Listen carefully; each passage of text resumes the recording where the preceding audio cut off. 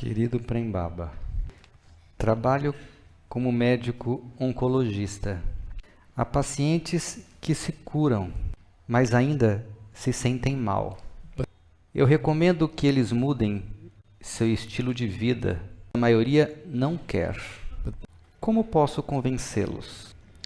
Sinto que isso é parte do meu dever como médico.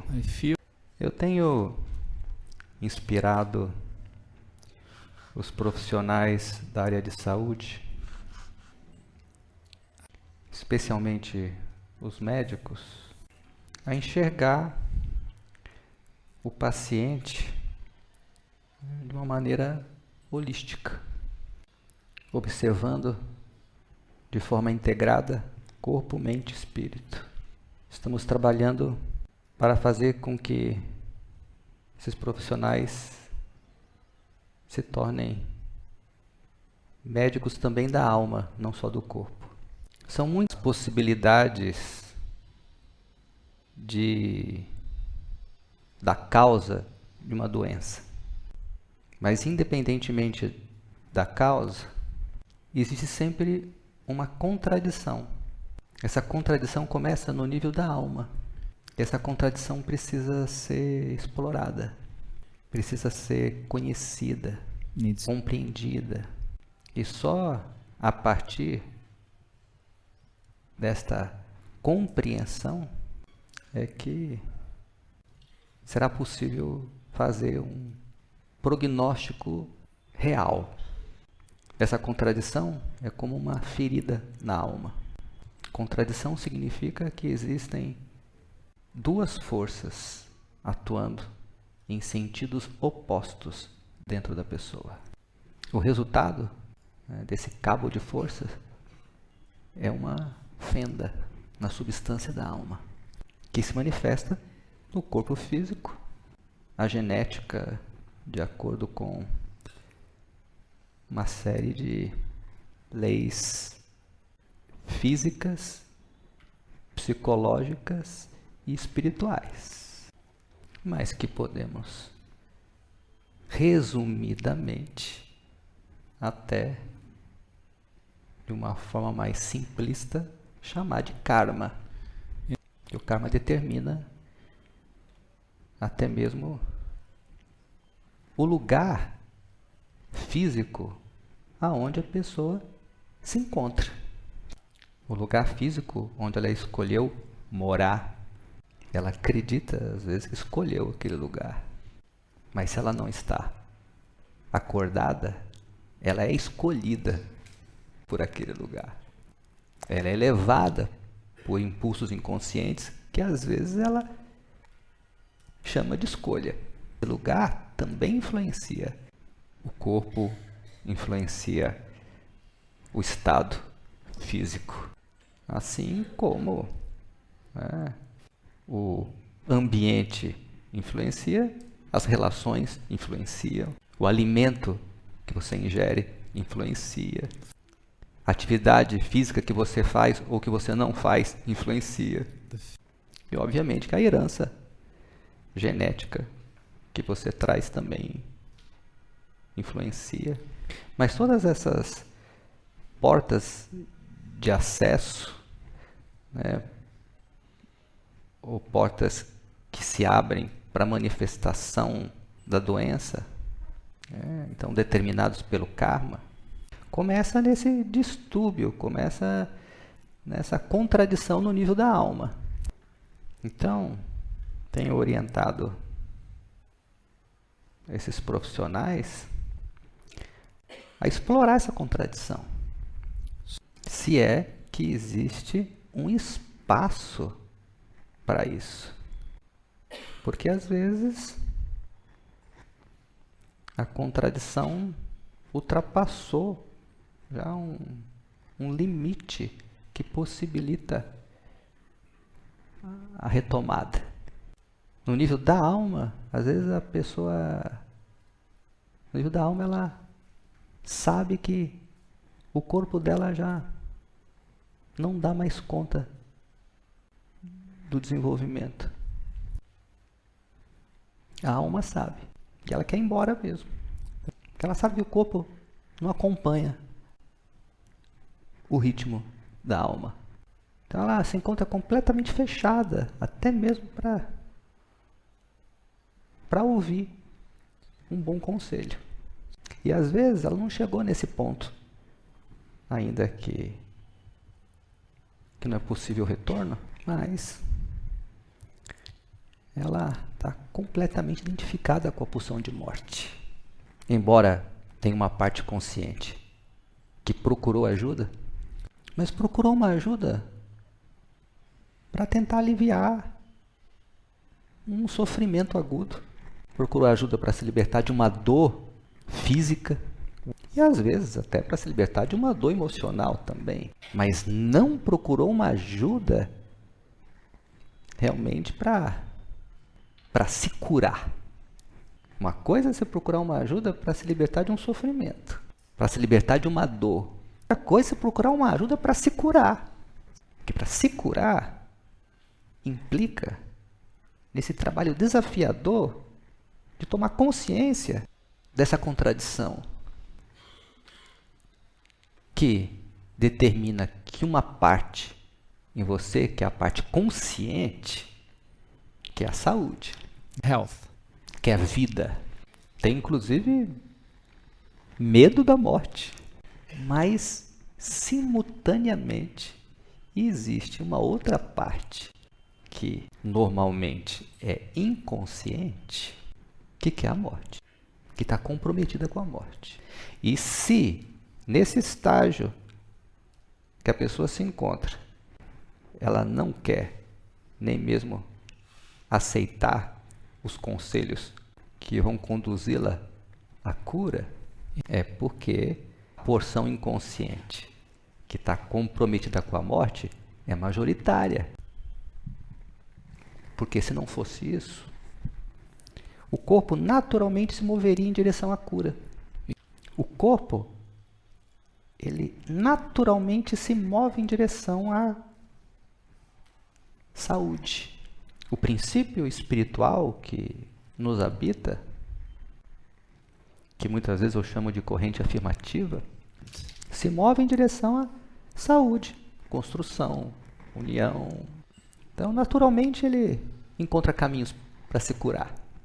E se a porção que quer se curar é maior, ele não só vai abrindo caminhos para a cura, que acontece de uma forma espontânea, natural, mas ele está também atento aos sinais. E vai receber com profunda gratidão um conselho que vem ali de um profissional que sabe que foi um enviado da existência para ajudá-lo a se curar. Foi um anjo de Deus que chegou para trazer um conhecimento, trazer uma informação que vai auxiliar no processo da cura. Auxiliar nesse movimento natural de autocura que o corpo acaba trazendo com ele. Mas, se a porção que está identificada com a pulsão de morte é maior, então essa pessoa está fechada para ouvir conselhos. Ela quer uma pílula que tira ela daquela dor e só. Até porque ela está apegada aos hábitos, aos comportamentos destrutivos, que servem como amortecedores para a dor que está originando a identificação com a pulsão de morte. Então ela não quer mudar o estilo de vida. Isso significa ter que abrir mão dos amortecedores que estão relativamente sendo eficientes. Porque estão evitando que ela entre em contato com a dor que está fazendo com que ela se mova em direção à morte. Nós estamos falando da mecânica do corpo ilusório, estamos falando da mecânica da natureza inferior, que para muitos é bem real. Então, se você está imbuído dessa missão de ajudar essas almas, você precisa ser bem assertivo, né? Mesmo correndo o risco desse paciente não voltar mais. Porque nessa assertividade você precisa perguntar: o que é que está acontecendo com você? Por que é que você está querendo morrer? Por que é que você está desistindo da batalha? O que é na sua vida que você sente que está tão desencaixado, que está fazendo você escolher ir embora? Então perceba que esse é o início de um processo de autoconhecimento. Esse é o início de um processo de descoberta de si mesmo. Claro que existem almas mais maduras que podem estar sendo influenciadas por forças misteriosas, pode estar adoecida, né, por conta da influência de forças misteriosas, magias, pactos feitos em algum momento que está além da biografia. Mas tudo isso também se manifesta no nível da alma como uma contradição. A diferença é de que, nesse caso, a alma madura vai receber muito, de forma muito agradecida, os bons conselhos. Porque ela está indo para a morte, mas levada por uma força, né, que está além realmente da vontade consciente, mas não movida por uma ferida, por uma fenda na substância da alma. Então, de uma forma geral, quando existe essa fenda na substância da alma, a pessoa deseja a doença ou a não saúde da mesma maneira que ela deseja a saúde. A única coisa é que ela não tem consciência que ela deseja a não saúde.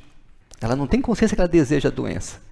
E quando você questiona isso, ela pode até se ofender. Ela vai achar um absurdo o que você está falando. Mas eu lhe afirmo que se ela está atuando de uma maneira a abrir caminhos para a doença, é porque tem ali uma parte dela querendo essa doença. Então eu sinto que não é uma questão de convencê-la a se tratar, porque você não será bem sucedido. Por mais que ela tenha um ego forte, um ego consciente forte, esteja ali até disposta a fazer alguma coisa por ela, é possível até que ela consiga atravessar a barreira gerada pela identificação com a pulsão de morte, somente através da vontade consciente. É raro, porque normalmente a pessoa não se deixa convencer. É quase como usar a técnica do pensamento positivo. Você coloca o pensamento positivo de fora para dentro, a pessoa melhora por um período. Mas como a negatividade foi empurrada para os porões do subconsciente, então o convencimento fez com que a pessoa tomasse algumas atitudes, assim como a escolha de um pensamento positivo, ela melhora por um tempo. Pode até ser muito útil se a partir dessa melhora ela se aprofunda no trabalho. Mas é raro que isso aconteça. Normalmente o que acontece é que essa positividade que vem de fora para dentro empurra a negatividade ou o apego à pulsão de morte para os porões do subconsciente, que é no terreno onde ele realmente ganha força e se prolifera. E aí, quando passa aquele momento da melhora que veio por conta dessa energia positiva que veio de fora para dentro, se ela não usou esse momento para se aprofundar, a negatividade que foi mais pro fundo começa a agir. E nesse caso, às vezes é até mais difícil de recuperar, porque ela se escondeu ainda mais. Então eu não sinto que seja uma questão de convencer a pessoa, eu sinto que é uma questão de fazer ela tomar consciência, né, dessa contradição. Tomar consciência que tem uma parte dentro dela que está escolhendo adoecer. E essa parte que está apegada ao estilo de vida que adoece. Às vezes a pessoa ela já sabe que um determinado hábito é nocivo. Ela continua fazendo. Por quê? Porque tem uma parte dela que quer ir embora. Tem uma parte dela que quer, às vezes, inclusive, sofrer. Claro que ela encontra, às vezes, as mais incríveis justificativas para fazer aquela escolha. Por exemplo, um diabético que continua comendo açúcar. Então,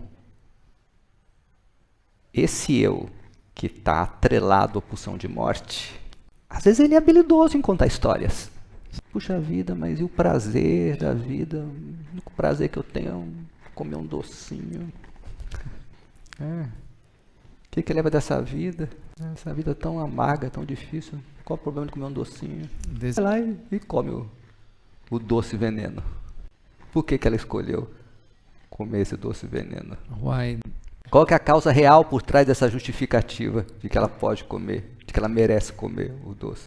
Porque ela carrega dentro dela um desejo pela não saúde, um desejo pela doença, ou, se preferir, um desejo pela morte. Porque tem um conflito dentro dela que ela não está dando conta. Tem uma contradição que ela não está dando conta de elaborar, de destrinchar.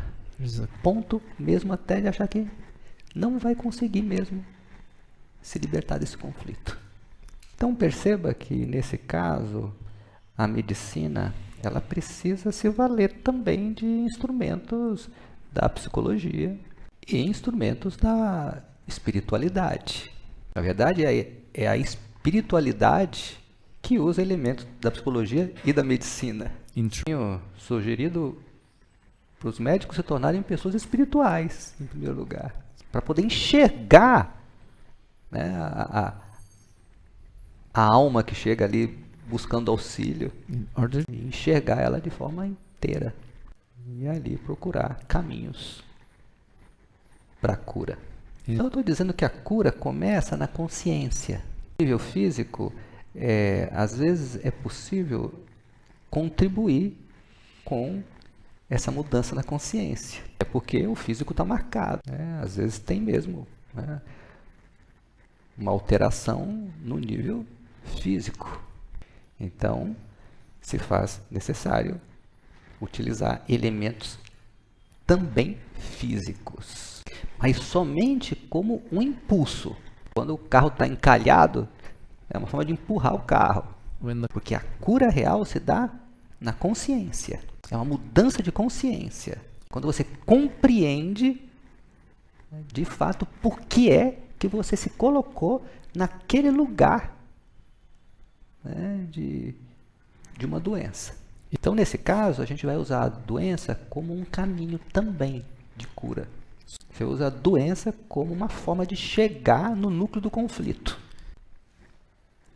Tem doenças e doenças. Aí, dependendo de onde a doença se manifesta, como se manifesta, parte do corpo que está se manifestando traz mensagens específicas.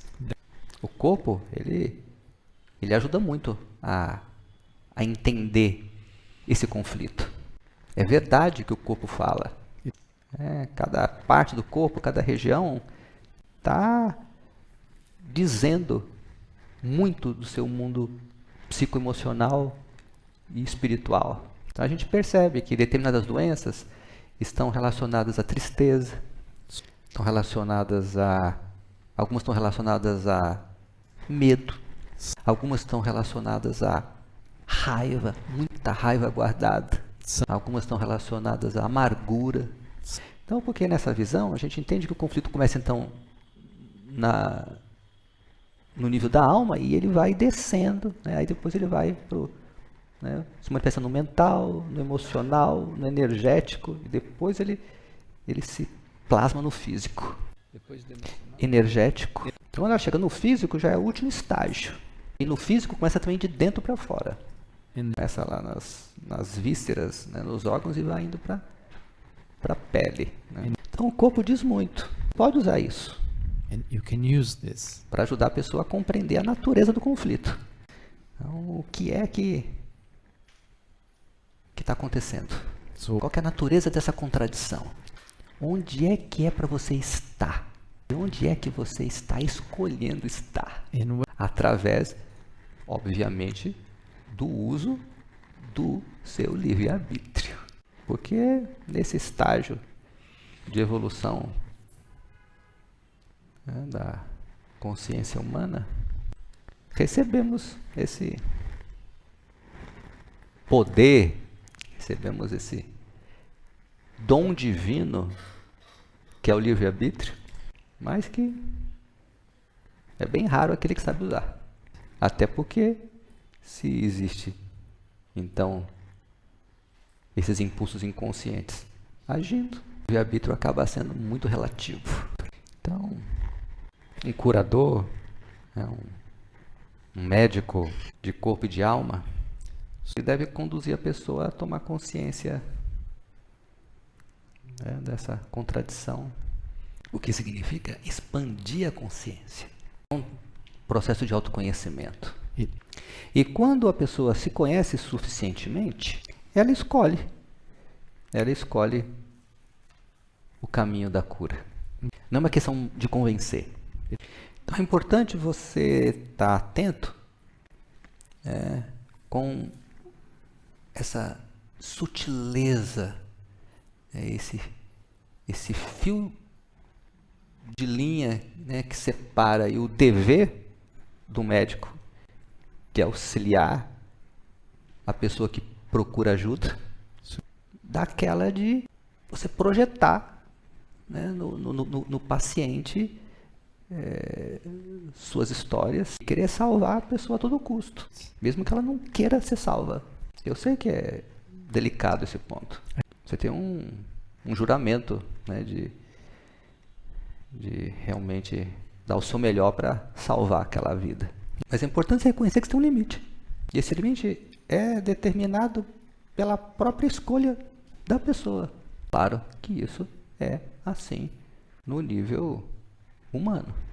Porque à medida em que você vai também ampliando sua consciência e entra mesmo no reino divino, você vai ver que tudo isso é um jogo divino. Que Deus constrói e Deus destrói. E nós somos somente os meios. Mas enquanto meios ou instrumentos que abrem caminhos para a cura, é importante compreender realmente até onde você pode ir, como ir. E para mergulhar mais fundo na esfera da cura real, você, enquanto o agente curador, né, o profissional que está facilitando a cura, precisa desenvolver compaixão. Porque a compaixão é o único poder capaz de, às vezes, fazer com que a pessoa consiga mudar de lugar dentro dela. Que a sua compaixão acorda a compaixão nele. Pelo menos faz ela vibrar. Pela compaixão faz a luz no outro vibrar. Faz com que ela mude de lugar dentro dela. Então, o trabalho do médico, do terapeuta, do curador, até mesmo do curandeiro, é desenvolver compaixão. Porque a compaixão é a essência da medicina. É a essência do remédio que cura. Às vezes, essa compaixão abre até mesmo espaço para acontecer aquilo que aqui na Terra a gente entende como milagre, que é uma manipulação dos 5 elementos: terra, água, fogo, ar, éter, que são os elementos dos quais nós somos constituídos. E o perfume do divino, que é a compaixão, pode mexer esses elementos e provocar um milagre, pode propiciar um milagre. Deus se manifesta de muitas maneiras. Se manifesta às vezes através de uma pedra, às vezes através do rio, do vento, o voo de um pássaro. Seria muito bom para a evolução da consciência humana se Deus pudesse se manifestar conscientemente através dos médicos, dos curadores. Eu estou convidando todos os curadores a se tornarem médicos, então, de corpo e de alma, que possam realmente ter esse olhar mais profundo da realidade da vida nesse corpo, da realidade da vida nesse corpo. Por outro lado, convido aquele que, de alguma maneira, se sente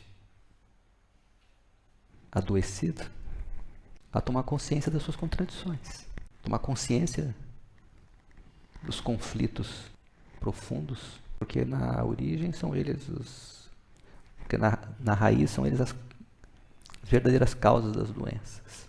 Se o eu divino, o eu maior, quer que você vá para uma direção, e o eu menor, obstinado em seguir os condicionamentos, vai para uma outra direção, percebe que tem um cabo de força. No nível físico é fácil entender isso. Alguém puxa esse braço direito e alguém puxa o braço esquerdo, é fácil compreender que a pessoa vai ser rompida no meio. No nível emocional, no nível mental, no nível espiritual, ocorre o mesmo. Já dizendo no nível da alma, né? Porque o espírito é o único nível que não se divide. Em todos os outros níveis pode ocorrer a divisão. Que obviamente que a cura significa eliminar a divisão. A cura significa você botar os 2 pés numa canoa só. Significa você seguir com as 2 mãos aqui numa única direção. É muito valioso tomar consciência dessas contradições. No mínimo, o primeiro passo para superá-la. O primeiro passo para a cura. Isso é um tema profundo. Mas hoje é o que eu posso dizer a respeito. Abençoado seja cada um de vocês. Que possamos encontrar em nós aquilo que não se divide. Até um próximo encontro. Namastê.